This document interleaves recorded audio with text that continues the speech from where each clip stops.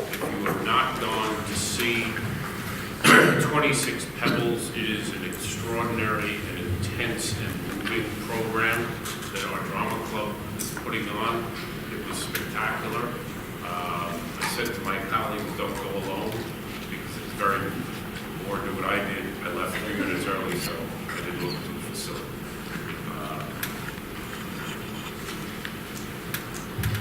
Let's move on to the approval of the minutes. Steve, would you address that for me?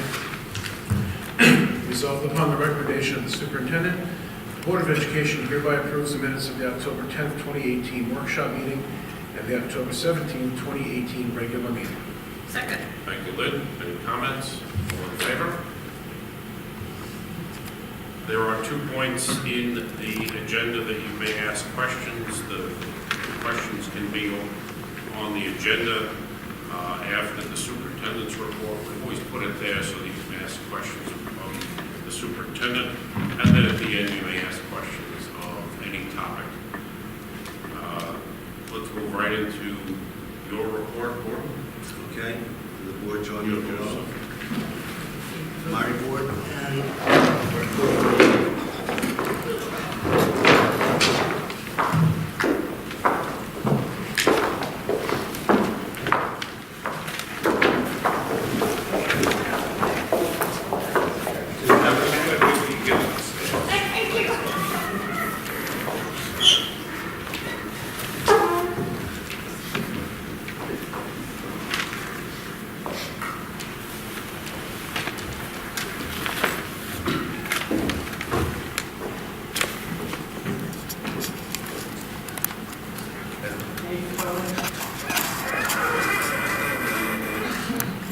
I guess people are colder than usual and stayed home today. They're smart people, but better tonight than tomorrow night. Thanks for coming out. Thank you to Dr. Timo and our 3 principals for being here this evening for our next report on assessment and reader scores. But tonight is the last time I'll be speaking about addressing the bond and the bond vote, which is on December 11. And, you know, we presented. It started, I was just made aware that all this work started on the bond before I arrived 5 years ago. And I started, you know, I watched what the committee was doing more than 3 years ago. We started mentioning it a year ago last winter. You had presentations in the spring and the summer by Bob Sweeney and the board, by our architect, Severio. This is the last time you really have to listen about it, but I hope this makes it pretty clear, because the way I see it after all these presentations, it is a very simple issue. Very simple.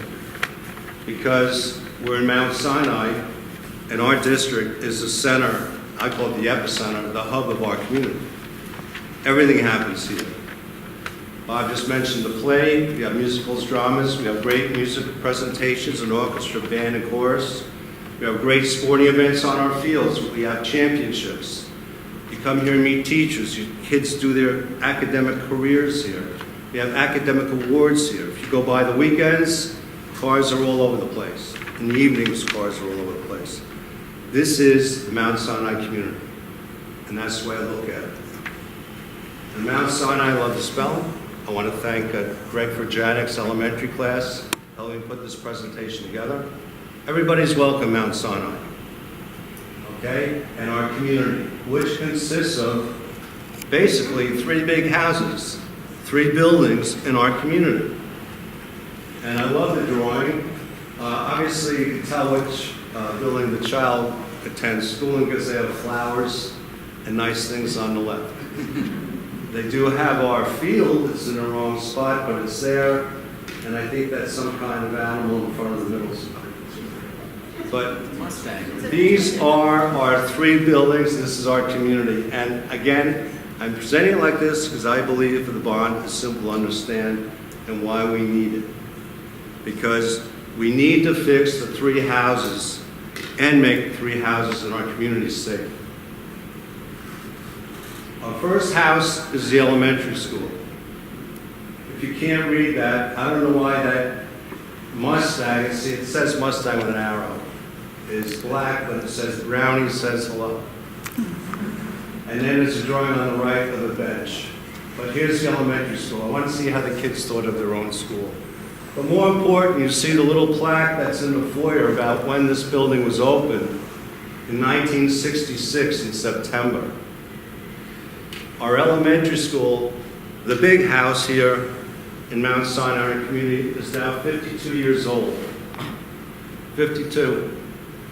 You have a house 52 years old, you need a lot of improvements. A lot.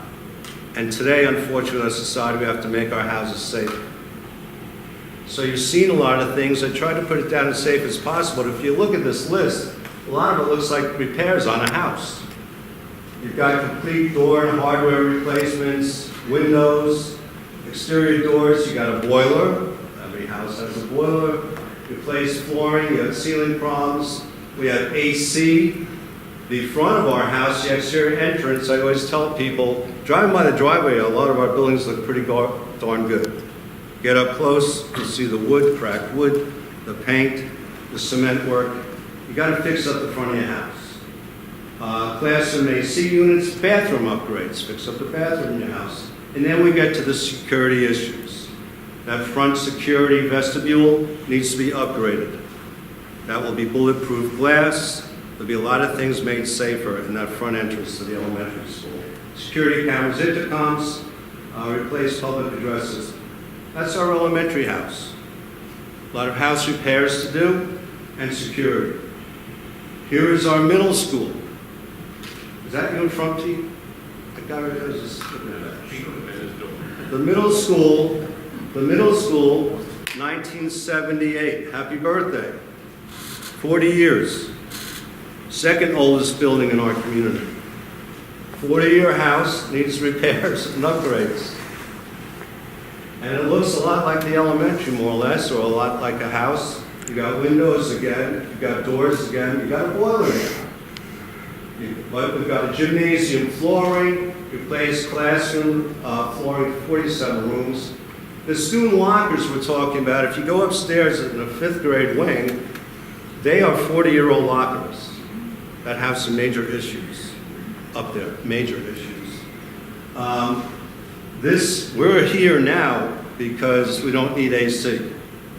If you notice, we had a lot of high school meetings because there was no AC here. That unit died. That unit was 40 years old. Any of you have an AC unit that goes 40 years? Please give me the name. Changing the guidance office where it is to a STEAM lab, converting part of the library to guidance. But the main thing we get, in bathroom upgrades, more security issues as well as upgrading the building and facility itself. Here's the high school. Does that look like a rock? Pretty accurate. Yeah, you get flowers anyway. And then I guess that bench on the right, I think Sean Sweeney built that for his Eagle Scout project. But 1991, so we had our 52-year-old building. Happy 40th to our middle school. Now we have an elementary school that in a few years, the high school is going to be 30 years old. And I still hear people say, the new high school, they built it over there. It's going to be 30 years old. High school needs upgrades and repairs as well. And again, a lot of, kind of like house. Due to the capital project, we fixed 1/3 of the roof, but there's the rest of that roof to get done. And that's 54,000 square feet. We need a fresh air exchange and exhaust fans in the gym. The auditorium hasn't been upgraded in all of those years. Front entry doors, if you've seen them up close, not too attractive, worn out. And that much glass today is not practical and not safe. New doors with smaller glass, less visibility is what we're talking about. And interior doors for safety as well. Repaving the main parking lot. Our science lab renovations, again, these science labs are about 30 years old. Science has changed. The needs of a science room and the curriculum of science has changed. We need to accommodate today's science curriculum. The culinary arts renovation, we're using a home ec, if that's a term you probably haven't heard in a while, but the home ec room kitchen. So we'd like to upgrade that for our college high courses. I mentioned the security in the lobby, main office, security film, cameras, we need more cameras and intercoms, and again, another public address system, and more bathroom upgrades in the high school. Now, here are the other projects. So we talked about 3 big houses that are getting pretty old in our community, but we need to talk about our yard as well. So our yard is the synthetic turf multi-purpose field next to the gorgeous one we did with the capital project out there. Girls varsity, I should say championship softball team, who's had a pretty lousy field for 20 years now. The synthetic turf infield there, and the boys varsity baseball synthetic turf infield. And then we have locker room renovation at the high school. And by the way, our phone system, we are out a lot without phones. It's not a good thing for a school district not to have phones that work. So that's in there. So those are others. Now, if we fix all that, that's what our building, our communities will look like again. Golden and shiny. That's what we want. And if you see the bond, really, you look at those 3 lists, it's not a tremendous amount, but this is what we want Mount Sinai to look like, just like that. And how are we going to do that? How do all these items fit in? Thank you for this pie graph. The pie graph shows you that the barn, now a lot of you probably heard like I did, the poor Jeff thing, their bond went down because everyone, the word on the street was all academics and all athletics, which wasn't necessarily so. People like to say that. Oh look, they want another field, they want some turf infields. Look at how ours plays out.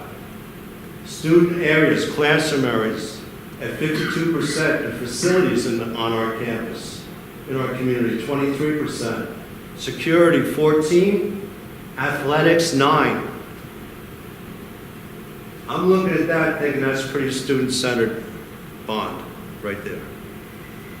So that's where the money, how it shapes up, the distribution, and it shows it well. So December 11th is the vote. It's around the corner. We've been talking about it. The date's finally coming. We want our schools looking gold and shiny. And when you look at a building, 52 years old, 40 years old, the high school is 30 years old, it's only natural that you need upgrades and repairs due to old father time and wear and tear on our district. It's used all the time. Right, Pete? Sometimes we have sports going on in here until 10 o'clock at night. Easy. Go round the clock. High school's open 2 buildings. all day. 2 High buildings. school and middle school. Thanks, Pete. 2 buildings are open all the time, through the night. So I think we got to fix it up. If you look around this building alone, these walls that moved out, this reminds me of Center Ridge High School. I started teaching in 1970, Center Ridge. And these movable walls, and they discovered they killed kids.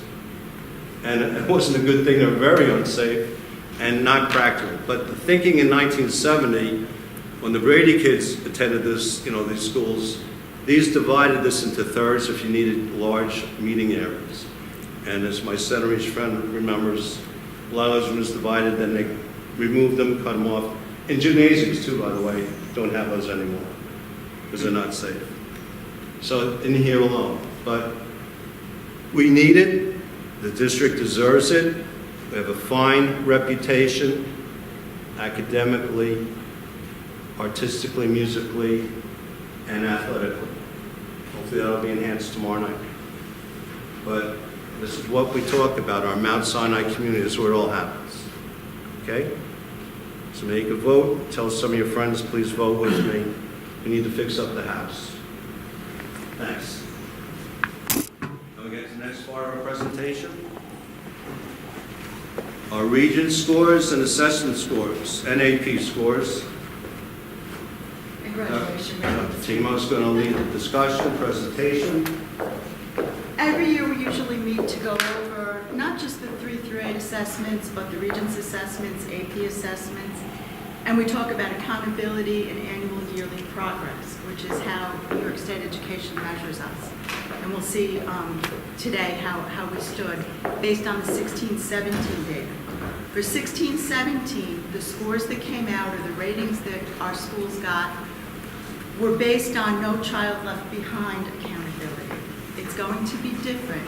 Tonight I'm going to present some of the changes in the assessment, some of the changes in reporting, and also talk about our raw scores for the 2018 data, for our graduation rate, things like that. But we're going to also talk about how the changes, and you'll see next year, our ratings should come out in January regarding whether we're in good standing, whether we're recognition schools, things like that. That will be based on the new accountability standards through the Every Student Succeeds Act, which is replacing No Child Left Behind.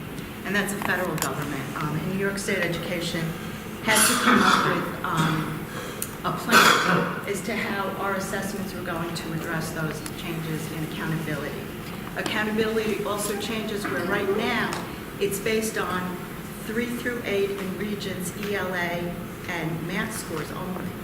Now they're going to next year take into account for our 2018 data all areas of assessments. So they're including social studies, sciences, they're going to be looking at everything. They're also including attendance, which they've never done before. Participation will continue, it's always been a part of the accountability standards. Okay, accountability and annual yearly progress. Annual yearly progress, next year when I present this, will go away. It's being replaced by something called measurable incremental progress. So they're changing terminology as well. At this point, based on the 16-17 data last January when the ratings came out, all 3 of our buildings are in good standing, and our high school is a reward school based upon graduation rate as well as our performance on Regents exams.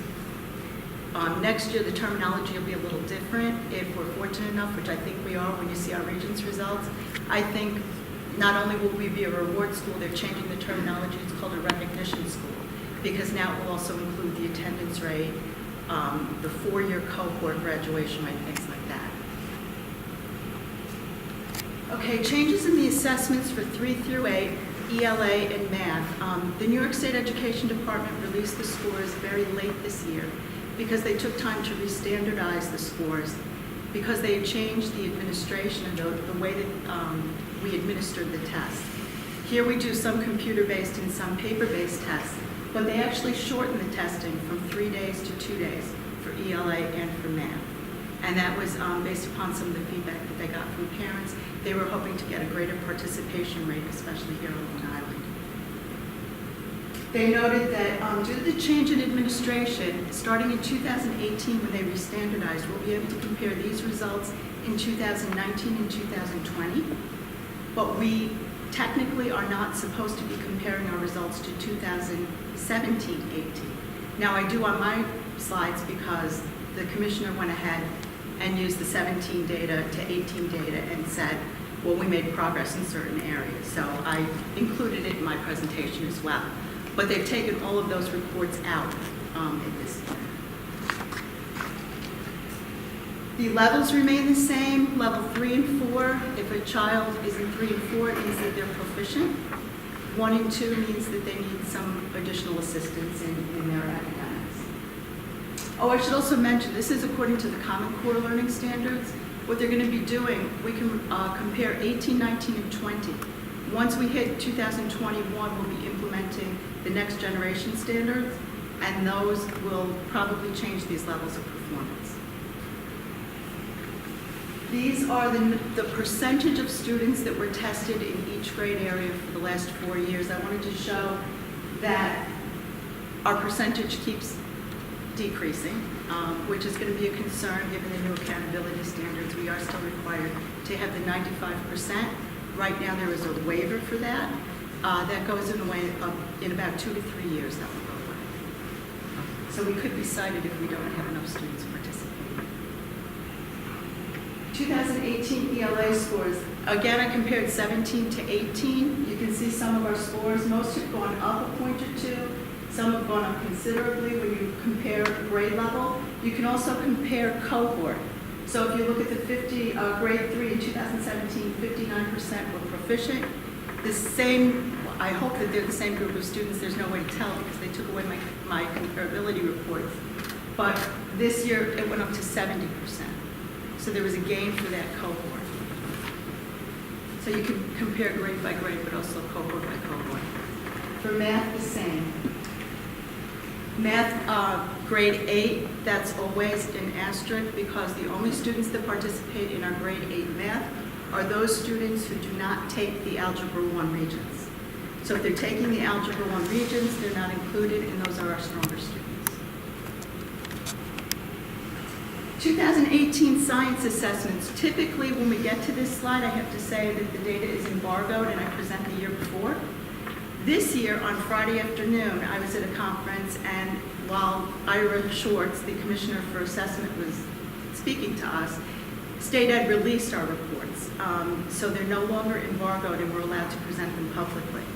That also has an impact on my presentation for the Regents exams, which typically I'm not allowed to present results from other districts because they're embargoed until the report cards come out in the spring. But the State Education Department decided to release them on Friday as well. So I have that comparison. Our students have always done well in science. That 97% for grade 8, it's a little different than the math grade 8. That includes the students that took in 8th grade the earth science.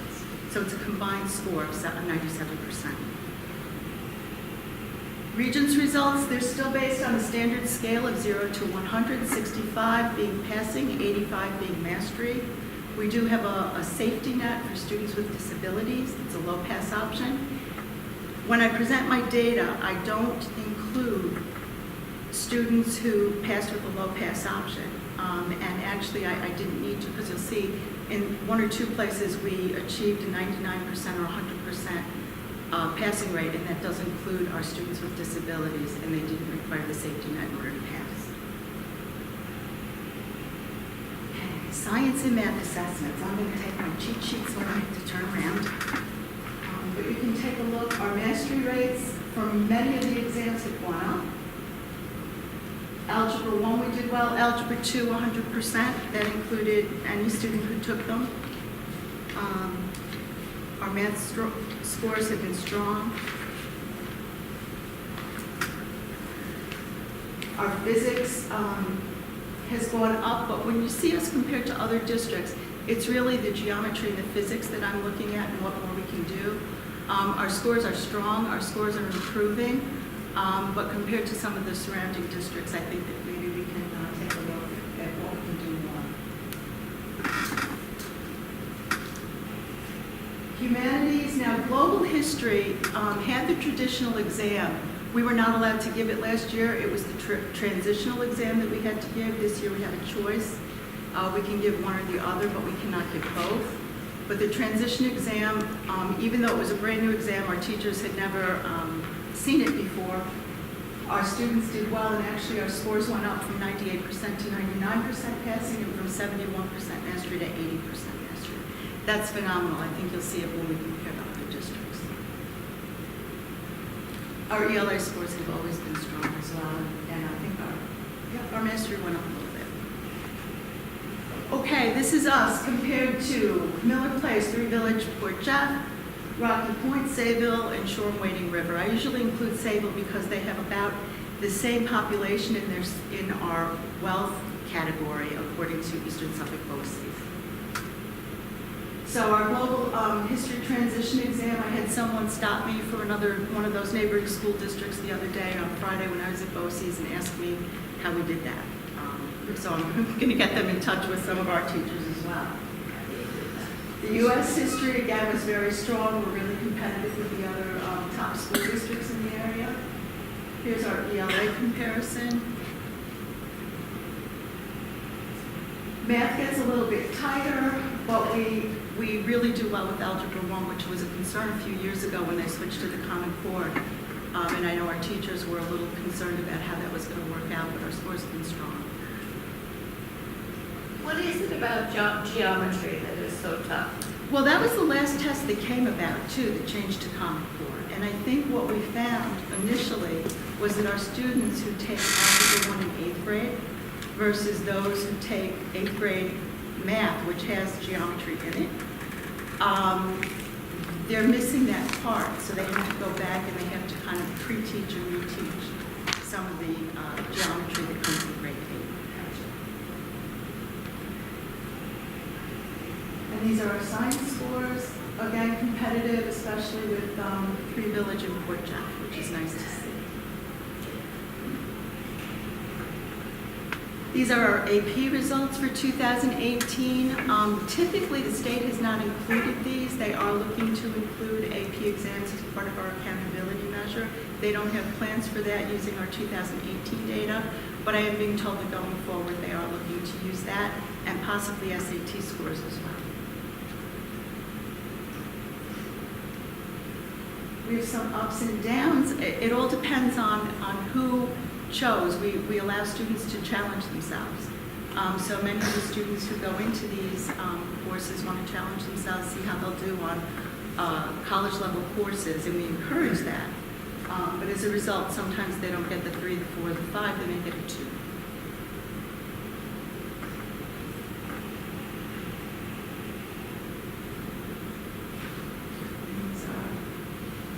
Again, the smaller numbers really, one student can push us quite a few percentage points up or down, depending.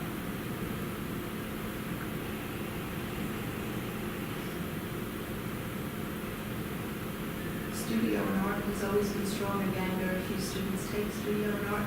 Last year we didn't give art history, that's why there's an asterisk. It doesn't mean that 0% got it, it just means we did it last year. Our graduation rate continues to be 98%. It was 98% the year before. That's our 4-year cohort. We can also count our 5-year and our 6-year, but we really don't need to do that because we more than meet the standards. Types of diplomas, Regents with advanced designation with honors 28%, 49% with advanced designation, 19% and 4% local. Those are typically some of our students with disabilities. Although I will have to say many of our students with disabilities graduated last year with a Regents or a Regents Advanced. I think we even had some Regents Advanced with honors. Post-secondary plans, 98% of our students plan on attending college in the fall. 4-year colleges, 75%. That's down just a couple of percentage points from the year before. We have more students going to 2-year colleges, I guess because of the affordability of 2-year colleges, they're close to Employment was 1%, other is 1%. That can mean adult services for some of our students with disabilities who are graduating. Last year we had, I think, 1% employment, 1% other, and 1% going to the military. This past year we didn't have any students.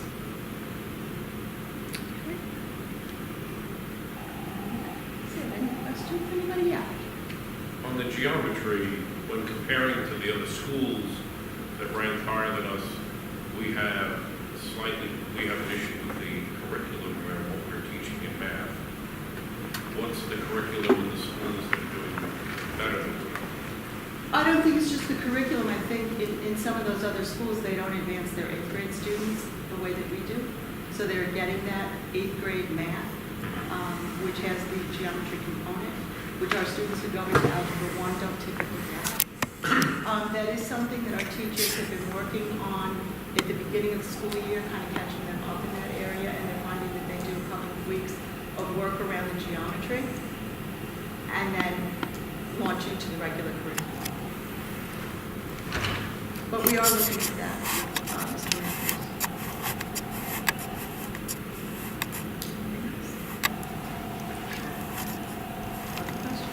Can I just see the slide with AP Chem again?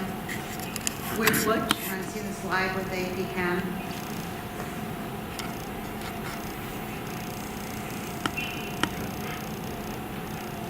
That means that 4 students out of 8 received a 3, 4, or 5. The other 4 students probably got a 1 or 2. Again, a low number is going to influence that percentage. We also have several seniors who take that course, take that test. And that test is given in the end of June, and our seniors are already committed to the schools they go to. And I hate to say it, but some of them do check out. So I looked at this data today, there were 8 kids that took it. 1 kid didn't take the course and challenged the exam. I think there were 3 juniors amongst the remaining 7. The other thing too, for our 8 students, the average score on the chemistry exam exceeded, I believe, New York State as well as local. Do you have that data? Our students who took the chem test, the average was higher. I know the New York State, I thought it was higher than the local as well. The AP Chem, slightly below it. Because when we get our AP scores and our percentages, they also rank us according to how we did according to New York State and how we did according to global, which includes the United States as well as any other countries that may take the AP exams. So if what Dr. Timo's explaining, if you look at statistics, it shows a 10 percentage point decrease from 17 to 18, from 100 to 90. But if you look at our average score for those 10 kids, their average score was a 4. And I think the state score was like 2.98. So we were that much higher as our average score. But when you look at the cohorts, which is really difficult to do with longitudinal data, because in 2017, those are different kids and a different test. And then in 2018, Right. different kids, different test. And in some instances, it might even be a different teacher. In this case, it wasn't. But with statistics, our average score was a lot higher than the state's, the nation's, and the global average. I have 301 for New York State, so it was even much lower, and 2.75 for the U.S. The other issue to remember is the strong support we have for allowing students to take AP, because the experience in AP is so much positive for them regardless of the score, that they carry that forward into their college career. But we see them getting 2s, which in this category would pull us down, but the benefit overall to the student is huge. And when you look at the categories, if you were to break it down by those getting 3s, those getting 4s, those getting 5s, we're performing very, very well. I think the fact that our students take these AP classes, the number of students taking them, is what should be looked at in their success, because the rigor of that AP class is extraordinary. One year I did that comparison where I think I had gone back 5 years and we were writing maybe 290 AP exams. We currently do about over 500. Right. So we've more than doubled, almost tripled the number of students that are taking AP courses. They're not going to get credit for it too. When they go to college. It depends on the university. Most of them won't take it too. Actually, many universities don't take a 3 or 4 or 5 either, but they will include that and put your student in a higher level course. So while they may not get the 3 credits, they will get put into a higher level college course. And the N is, there was 8 kids in the class. Correct. Most of the universities, the state system, will almost automatically challenge you the first level up and give you the opportunity to challenge the next level. Most of the state universities also take the credit. So Yeah. you'll get the 3 credits for chemistry, but they may put you in an upper level chemistry course. There's also a fallacy as to you will get the credit if it's your core curriculum for your major, you will retake a chemistry. Mhm. They'll give you the 3 credits. Right. You may find with all the APs, you might be ranking pretty quickly to be an upperclassman, which may help you in dorming, but you will still be required to take your core classes for your major. You don't get to replace that.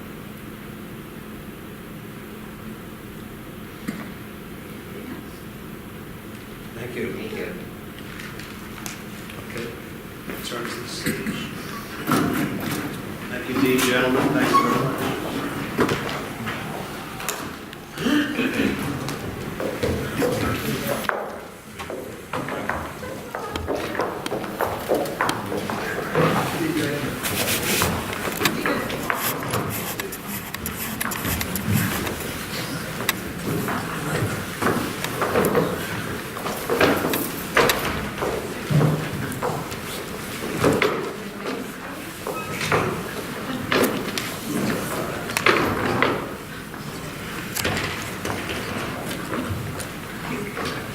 questions on the agenda? Personnel appointments? You gotta move a little fast. Well, you're looking down at your paper, so. We did it on purpose. Go So, ahead. you mentioned that for the AP classes, I'm just wondering what the benefit is if it seems like they're not translating into your major and oftentimes the credits are not accepted. I'll tell you what I've seen in 3 children taking them, and when they go to school.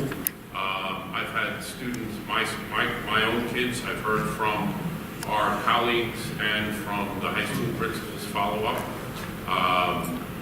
State schools and out-of-state schools in the south versus out-of-state schools in the north, they are all different. When you have your major, you are required to take your major classes at that school. So we're using chemistry.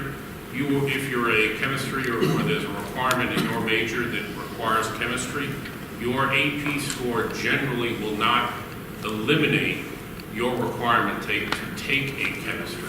You will get the opportunity to move up.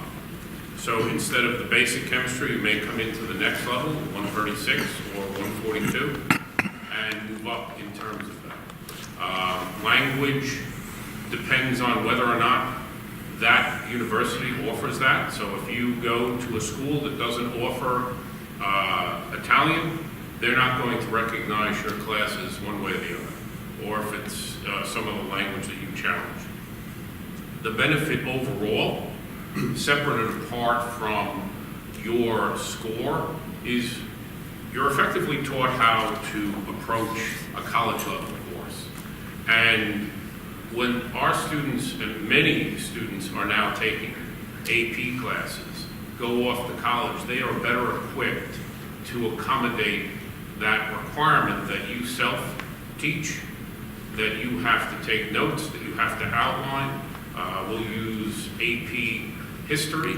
What they learn in those first AP classes is invaluable because they learn how my teacher isn't going to spoon feed me with the lessons. I now have to read the material on the website, read the text, and actually pull out of the text and learn how to pull out of the text what's important. So I think between all of those items, they remain a benefit. I think there is a benefit when you are able to move up in the class that you have to take. It depends on your major, though. From another point of view, the selective colleges want to see the student challenge themselves, and the APs are being actually an international level curriculum is a standard and objective benchmark. It's certainly not only the selective schools, but most schools that are seeking competitive, high caliber students want to see that. And you see that has, as Ed puts it, the international standard, this national standard. That's how they're graded. The Long Island nature of honors classes doesn't always translate out of the state if your child is going to an out-of-state school. Not just Long Island, it's everywhere. Correct. Honors as a designation has a lot of different meanings depending on the school district. Okay, thank you. Cool. Any other questions?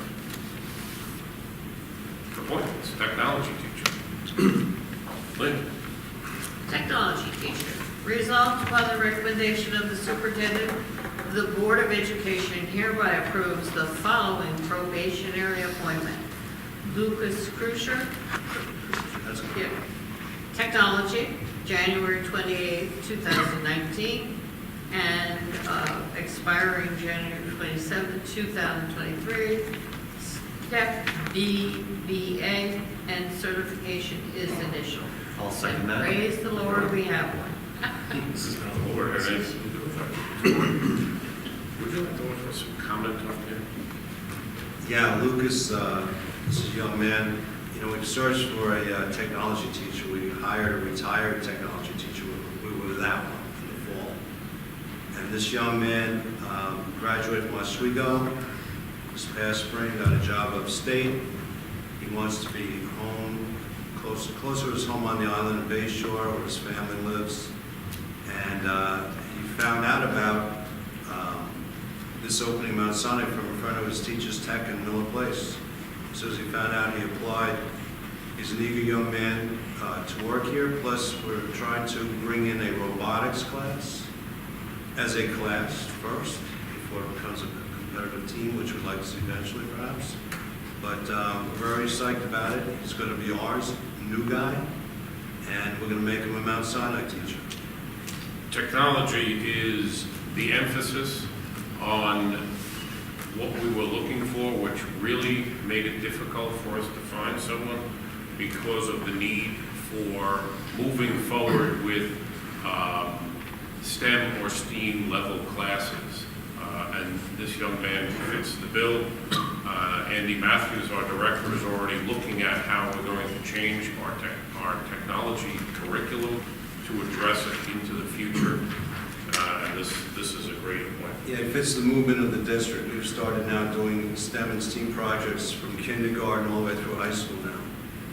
And Andy, our director, puts out lesson plan options weekly for our teachers to use in our elementary school classrooms, as well as middle school. It's really taking off. The teachers are embracing it, and as Bob said, this person will fit right into it. Thank you.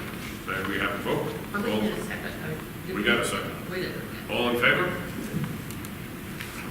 Ed, substitute teachers, please. Substitute teachers, resolved upon the recommendation of the superintendent, the Board of Education hereby approves the following appointments for Robert Davies, Patricia Dorosky, and Lauren Zlotoff. Start date November 15th, 2018, as substitute teachers, each at $111 per day. May I have a second? Second. Any comments? All in favor? Aid, substitute aides, Anne Marie. Resolved upon the recommendation of the superintendent, the Board of Education hereby approves the following appointments. Lindsay Godden, November 15, 2018, an aide, step 2. Justine Moody, November 15, 2018, substitute aide at $11.75 an hour. And Anna Marie Valente, November 15, 2018, also substitute aide at $11.75 an hour. May I have a second? I'll second that. All right. Any comments? All in favor? Action items? Carrie? Committee on Special Education. Resolved upon the recommendation of the superintendent, the Board of Education has no objections to the following special education recommendations and approves the authorization for the funds to implement the special education programs and services consistent with such as listed. May I have a second? Second. Anne Marie, could you? Oh, okay, good. Any comments? All in favor? Pete, action items, business. Action items, business, obsolete equipment. Resolved upon the recommendation of the superintendent, the Board of Education hereby declares the following items as obsolete and approves disposal as listed. Second. Thank you, Steve. Any comments? Always want to ask questions. What's a Windsor charity? Would you know The vacuum? That's a really cool sounding vacuum. All in favor? We're going to name something. Name it well. Bid award, obsolete scale, B, back to Steve. Resolved upon the recommendation of the superintendent, the Board of Education hereby awards the bid for recently declared obsolete scale to Michael Dionio. Thank you. Dionio. His friends call him Dion. Mike with a D. The lowest bidder in the amount of $150. Second. Thank you. Any comments? All in favor? C, Assistant Clerks Election Inspectors Chairperson. Whereas the Board of Education of the Mount Sinai Union Free School District in Suffolk County, New York, has called a special district meeting of qualified voters of said school district to be held December 11th, 2018. And whereas it is now desired to provide for the appointment of a permanent chairperson, inspectors of election, and assistant clerks for said special district meeting. Now, therefore, be it resolved that the Board of Education of the Mount Sinai Union Free School District, Suffolk County, New York, as follows. Section 1, Marie Johnson, a duly qualified voter of said school district, is hereby appointed as the permanent chairperson of the district's special meeting, of the special district meeting referred to in the preambles hereof. Section 2, the following persons are hereby appointed to act as inspectors of the election of assistant clerks at said special district meeting as listed below. Section 3, Maureen Corio is hereby designated as the chief election inspector. Section 4, each inspector of the election and assistant clerk appointed for the district special meeting as herein provided shall be entitled to compensation at the rate of $13 an hour actually and necessarily spent on the duties of his office. The clerk of said school district is hereby authorized and directed to give written notice of appointment to the persons herein respectively appointed as permanent chairman, inspectors of election, assistant clerks for said special district meeting. May I have a second? I'll second that. Any comments? Quick test, what's it for? The bond vote on December 11th. Oh, I have one comment. After the vote, you'll get to the end. Oh, are you voting? All in favor? Thank you. Now, Okay, my comment is that I just think that for the AP Chem exam, that the scores should have been better, considering there were only 8 kids in the class. So only 50% were doing were getting 3s to 5s, and then the other 50% were getting, so you have 4 kids who were just doing 1 or 2. So I think 50% of the blame should be put upon the teacher and not just the kids. And that's just my comment, and that's my statement, and I'm going to stay by that. And that's it. thank you very much for your comment. Any other questions, comments? Brad? For the special education forum, I'm wondering what the board's thoughts are on regarding turnout and if it met your initial expectations for how that was going to go. I found that it was an excellent meeting, a meeting that was well attended. We had probably more than 50, could have been 60 people present. And in a meeting of that size, a very positive exchange that allowed us to work in a workshop environment. I thought it was great. That's all well and good. It's what we do with it afterwards.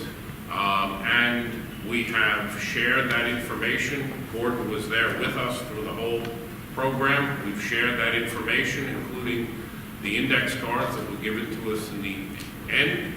And that process has already begun. But a 2-hour meeting is just a start. So I thought it was great, and I really appreciated everyone's participation, including the community. Any other questions? I'll entertain a motion to adjourn. So moved. Thank you, Ed. All in, may I have a second? I second. All in favor?